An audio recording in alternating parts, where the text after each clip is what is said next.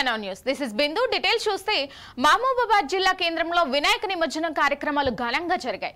DJ చప్పుడు, వివిధ కళారూపాల నృత్యాలతో గణనాథులను ఘనంగా ఊరేగించి స్థానిక నిజాం చెరువులో నిమజ్జనం చేశారు. పోయిరా గణపయ్య పోయిరావయ్య అంటూ భజన పాటలతో మహబూబాబాద్ జిల్లా కేంద్రం మారుమోగింది.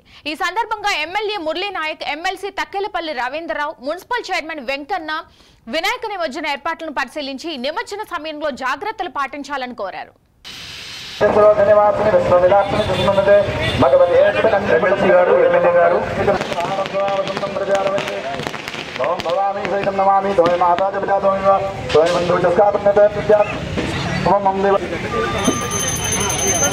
కార్యక్రమాన్ని నిర్వహిస్తున్నారు.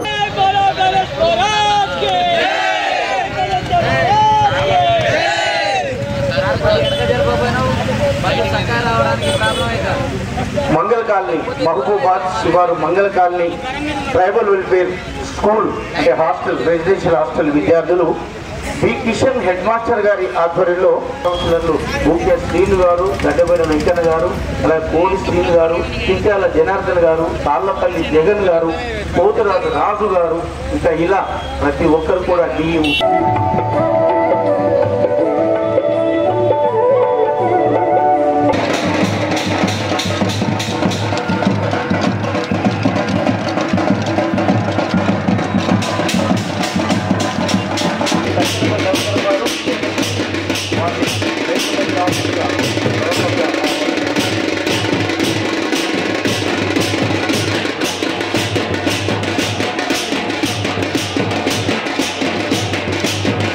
వినాయకుడికి సంబంధించి అనేక రకాలుగా అనేక విధాలుగా పూజలు చేసి వినాయకుడు కూడా ఆ రకమైన ప్రజలతో పూజలు అందుకొని ఈ రోజున బ్రహ్మాండంగా ఆనందోత్సవాల మధ్యన యువకులు, పిల్లలు, మహిళలు, పట్టణ ప్రముఖులు అందరూ కూడా పెద్ద ఎత్తున నిమజ్జనోత్సవ కార్యక్రమంలో పాల్గొంటున్నారు.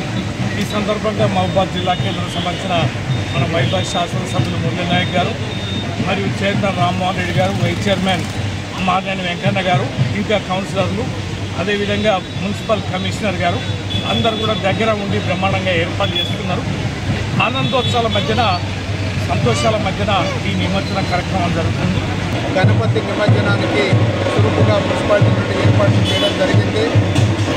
ఇప్పుడు 4 నుంచి అనేక ఏవైతే విగ్రహాలు ఉన్నాయో వారు పిల్లలు ఆనందోత్సవాలతో కేరింతలు వేసుకుంటూ, నాట్యం చేసుకుంటూ ఆ గణనాథుని భక్తి శ్రద్ధలతో కొలుచుకుంటూ ఇప్పుడు మనం నిమజ్జనానికి వాళ్ళు తీసుకెళ్ళినటువంటి దృశ్యాన్ని మనం చూడగలుగుతున్నాం. ముఖ్యంగా గత 9 రోజులుగా వారు అహర్నిశలు పొద్దున్నే తలస్నానం చేసుకొని భక్తి శ్రద్ధలతోటి ఆ గణనాథుని కొలిచి ఇప్పటి వరకు ఆ గణనాథుడితోనే భక్తి శ్రద్ధలతో చూడడం మనం చూసాం. కాబట్టి ఈరోజు 9వ రోజు చాలా బాధాకరంగా ఈరోజు వీడుకోలు చెప్పుకుంటూ ఈరోజు అనేక విగ్రహాలను మేము మహబూబాబాద్ నియోజకవర్గం, మహబూబాబాద్ మున్సిపాలిటీ పరిధిలో ఈరోజు చూడగలుగుతున్నాం. ముఖ్యంగా మున్సిపాలిటీ పరిధిలో మున్సిపాలిటీ సిబ్బంది చాలా చక్కగా అన్ని ఏర్పాట్లు చేసి ఇక్కడ ఉన్నటువంటి భక్తులకు ఎటువంటి అంతరాయాలు కలగకుండా చాలా శ్రద్ధతో వారు తీసుకున్నటువంటిది నిజంగా ఇటువంటి ఏర్పాట్లు వాళ్ళను మరొక్కసారి వాళ్ళకి అభినందిస్తూ నేను ప్రజలకు ఒకటే చెప్తా ఉన్నా, భక్తులకు దయచేసి ఇప్పుడు జరుగుతున్నటువంటి నిమజ్జనం ఏదైతే ఉందో త్వరితగతిలోనే మనం పూర్తి చేసుకొని రాత్రి 9-10 మన ఇళ్లకు మనం చేరుదాం. గణేష్ ఉత్సవాలను పురస్కరించుకుని రాచకొండ పోలీస్ కమిషనర్ సుధీర్ బాబు భువనగిరిలో పర్యటించి రూట్ మ్యాప్, భద్రతా ఏర్పాట్లను పరిశీలించారు. ఎలాంటి అవాంఛనీయ సంఘటనలు జరగకుండా గణేష్ నిమజ్జనోత్సవాలు సజావుగా నిర్వహించేందుకు అన్ని రకాల చర్యలు తీసుకుంటున్నామన్నారు. ఈసారి నిమజ్జనాన్ని కట్టుదిట్టమైన భద్రతా చర్యలతో ప్రశాంతంగా నిర్వహించేందుకు అన్ని ప్రభుత్వ శాఖల అధికారులతో సమన్వయ సమావేశం నిర్వహించామని కమిషనర్ తెలిపారు. వివిధ శాఖల అధికారులతో మాట్లాడి నిమజ్జనం వద్ద ఏర్పాట్ల మెరుగుదలకు సూచనలు చేశారు.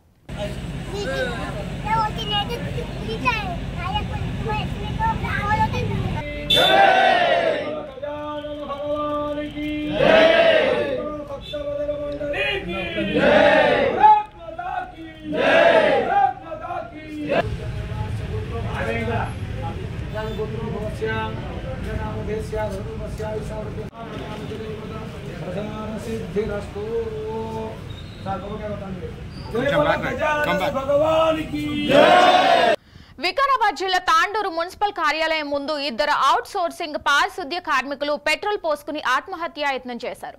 జీతాలు ఇవ్వకుండా అధికారులు తీవ్ర ఇబ్బందులకు గురి చేస్తున్నారని ఆవేదన వ్యక్తం చేశారు. 7 మందికి మున్సిపల్ ఖాతా నుంచి వరుసగా జీతం వస్తుండగా ఇద్దరికి రాకపోవడంతో ఆ ఇద్దరు నర్సింలు జ్యోతి మున్సిపల్ కార్యాలయంలోకి వెళ్లి పెట్రోల్ బాటిల్తో ఆత్మహత్యాయత్నానికి ప్రయత్నించి నిరసనకు దిగారు. మాకు ఎందుకు రెగ్యులర్ గా జీతాలు రావడం లేదు అంటూ అధికారులు ప్రశ్నించి భీష్మించి కూర్చున్నారు. దీంతో పోలీసులు రంగప్రవేశం చేసి కమిషనర్ ను పిలిపించడంతో కార్మికులు కమిషనర్ తో వాగ్వాదానికి దిగారు. దీంతో కమిషనర్ వారిని సముదాయించి ప్రజాపాలనలో దరఖాస్తు చేసుకోవాలని, ఏదైనా ఉంటే కలెక్టర్ కు నివేదిక అందించి న్యాయం చేస్తామని కమిషనర్ విక్రమసింహారెడ్డి హామీ ఇచ్చారు.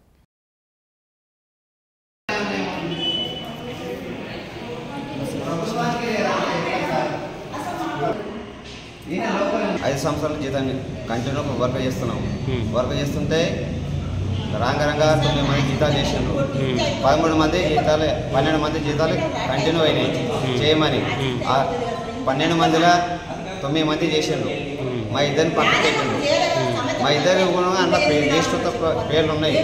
చేయమంటే ఈ సార్లు ఇవాళ చేస్తాం, రేపు చేస్తాం, ఇవాళ చేస్తామని మొక్కుతున్నారు. వాళ్ళ కంటిన్యూ జీతాలు అంటే సంవత్సరంన్నర అవుతుంది. ఇందాక జీతం వాళ్ళ కంటిన్యూ నడుస్తుంది. కాదు మాకు చేయమంటేనే ఇవాళ చేస్తాం, రేపు చేస్తాం అనుకుంటా 1 year అయిపోతుంది. ఇంతవరకు జీతాలు చేస్తాం. ఈసారి కట్ట, ఆ సారి కట్టమంటారు, ఆ సారి కట్ట, ఈసారి కట్టమంటారు. ఎవరు పట్టించుకుంటలేరు. అందుకే పెట్రోల్ తీసుకొని వచ్చినాయి. కమిషనర్ కడితే నా పోయిన కమిషనర్ ఉండే, సెప్పిల సార్ ఉండే. ఆ సెప్పిల సార్ 9 మంది చేసిపోయిండు. మా ఇద్దరు చేస్తామన్నారు. కొన్ని విధాలుగా వేరే వాళ్ళు పని చేస్తారా విధుల ఇంటికాడ ఉన్నారని చెప్పిందంట. అది చెప్పినందుకు వాళ్ళు ఆ కమిషనర్ కూడా వాళ్ళు ఎప్పుడు చేస్తలేరు అట్లని నేను చేయనని ఆ సార్ చెప్పిపోయినా మాకు. ఏమంటున్నాం అదే జీతాలు చేస్తామని అంటారు, తిప్పుతున్నారు సార్. ఈరోజు రేపు ఎల్లుండి నెల ఇట్లే తిప్పుతున్నారు. వాళ్ళు 9 మంది చేసిండ్రు. వాళ్ళు మా ఇద్దరే పక్కకు పెట్టారు. ఆ 9 మంది లిస్టులో కూడా మేము ఇద్దరు కూడా ఉన్నాం ఆల్రెడీ. మా ఇద్దరు కావాలని తీర్మానంలో కూడా మాది కంటిన్యూ ఉంది. కంటిన్యూ ఉండగా చేయమంటే ఏం చేస్తాం, రేపు చేస్తాం అనుకుంటా చేస్తలేరు. దాని ఎందువల్ల మరి ఏమైనా కావాలా మన చెప్తే ఉండగా మాకు తెలుస్తుంది కదా. నర్సింహులు జ్యోతి అనే ఇద్దరు వర్కర్స్ గత కొన్ని రోజుల నుంచి పనిచేస్తున్నారు అనే విషయం తెలుస్తుంది. బట్ వాళ్ళకైతే గవర్నమెంట్ నుంచి కానీ కలెక్టర్ నుంచి కానీ ఎటువంటి అప్రోచ్ లేదు. గత సంవత్సరము 2023లో కొంతమందికి అప్రోచ్ తీసుకొచ్చింది కమిషనర్ గారు, కానీ దాంట్లో వీళ్ళ పేర్లు లేవు.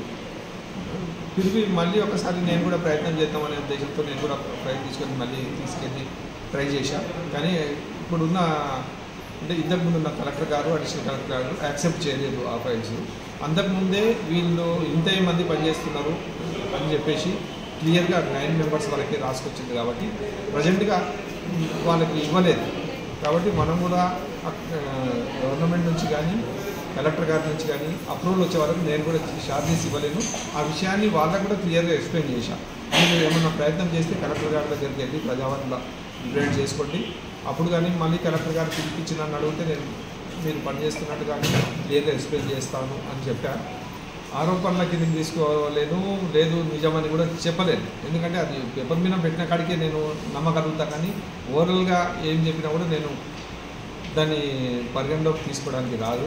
కాబట్టి ప్రస్తుతం వాళ్ళకు అన్యాయం చేయాలనేది మన ఉద్దేశం కాదు. ఒకవేళ అప్రూవల్ ఇస్తే పాత జీతం కూడా ఇచ్చి కంటిన్యూ చేసుకోవడానికి నాకు ఎటువంటి ఇబ్బంది లేదు. నెల్లూరు జిల్లా ఆత్మకూరు పట్టణంలో స్థానిక కాంగ్రెస్ పార్టీ కార్యాలయం సమీపంలో యువకుడు మద్యం మత్తులో కత్తితో బీభత్సం సృష్టించాడు. వీధిలో కత్తి పట్టుకుని తిరుగుతూ అక్కడే ఉన్న ముగ్గురిపై కత్తితో దాడి చేయగా ముగ్గురికి గాయాలయ్యాయి. అక్కడే ఉన్న కొంతమంది ధైర్యం చేసి ఆ యువకుడిని పట్టుకుని పోలీసులకు అప్పగించారు. పోలీసులు యువకుడిని అదుపులోకి తీసుకుని విచారణ అనంతరం హాస్పిటల్కు తరలించారు. ఇతనితో పాటు గాయాలు పాలైన వారు కూడా చికిత్స కొరకు హాస్పిటల్లో చేరారు.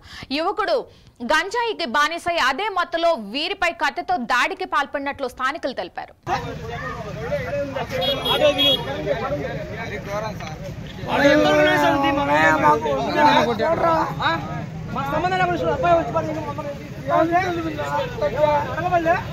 ఇప్పుడుండే పొజిషన్లో పిల్లకాయలు ఏంటంటే చిన్న పిల్లకాయలు కూడా తీవ్రంగా బంగాకి విశ్వదానం అయిపోయారు. దీన్ని బట్టి ఏంటంటే మీరు ప్రెస్ వాళ్ళు కాబట్టి దీన్ని మట్టుకు మీరు చాలా కేర్ఫుల్గా చూసుకొనేసి దీంట్లో మీరేమైనా వాళ్ళకి ఏమైనా ఇచ్చేసేది ఏమైనా ఉందా? ఈ రోజు గొడవ కారణం ఏంది, అసలు ఏం జరిగింది? ఈ రోజు మా అన్నని ఇట్లా జరగడం జరిగింది సార్. మా అన్నకి ముగ్గురు నలుగురు పిల్లకాయలకి తీవ్ర గాయాలయ్యాయి. దీన్ని బట్టి ఇందాక నాకు కోపం వచ్చి నేను అడిచాను సార్. ఎందుకంటే అన్నదమ్ముడు ఎవరురా వాడు, మీరేం చేస్తున్నారంటే రే నీదేంద్రా అని చెప్పాడు. ఎవడు ఇంకో అతను కానిస్టేబుల్. అది కాదు సార్, అది పద్ధతి కాదు. ఎందుకని గొడవ పెట్టాడు? ఎవడైనా గానీ ఎక్కడికైనా సరే వాళ్ళతో ఇప్పుడు అన్నదమ్ములంటే ఎవరికైనా కోపం వస్తుంది. చిత్తూరు నగరంలో విజయం విద్యా సంస్థల 21వ వార్షికోత్సవ వేడుకల్లో టీడీపీ ఎమ్మెల్సీ కంచర్ల శ్రీకాంత్ ముఖ్య అతిథిగా పాల్గొన్నారు. విజయం విద్యా సంస్థల అధినేత తేజోమూర్తి, శైలజాలు ఎమ్మెల్సీ కంచర్ల శ్రీకాంత్ ను మెమెంటో ప్రదానం చేసి ఘనంగా సత్కరించారు. అనంతరం విద్యార్థులను ఉద్దేశించి ఎమ్మెల్సీ కంచర్ల శ్రీకాంత్ మాట్లాడుతూ సీఎం నారా చంద్రబాబు నాయుడు, విద్యాశాఖ మంత్రి నారా లోకేష్ విద్యాభివృద్ధికి అనేక సంక్షేమ పథకాలను అమలు చేస్తున్నారన్నారు. ఉన్నత విద్య కోసం స్కాలర్షిప్ ఏర్పాట్లు, వసతి గృహాల్లో అన్ని సౌకర్యాలను ఏర్పాటు చేస్తున్నారని, పేద విద్యార్థులు ఈ అవకాశాన్ని సద్వినియోగం చేసుకుని ఉన్నత స్థాయికి ఎదగాలని ఆకాంక్షించారు. విజయం విద్యా సంస్థల్లో కూడా గ్రామీణ పేద విద్యార్థులకు తక్కువ ఫీజుతో నాణ్యమైన విద్యను అందిస్తూ వారి ఉన్నతికి సహకరిస్తున్నారని అభినందించారు. అనంతరం విద్యార్థులు ప్రదర్శించిన సాంస్కృతిక కార్యక్రమాలను తిలకించి వివిధ పోటీల్లో విజేతలకు బహుమతులు ప్రదానం చేశారు.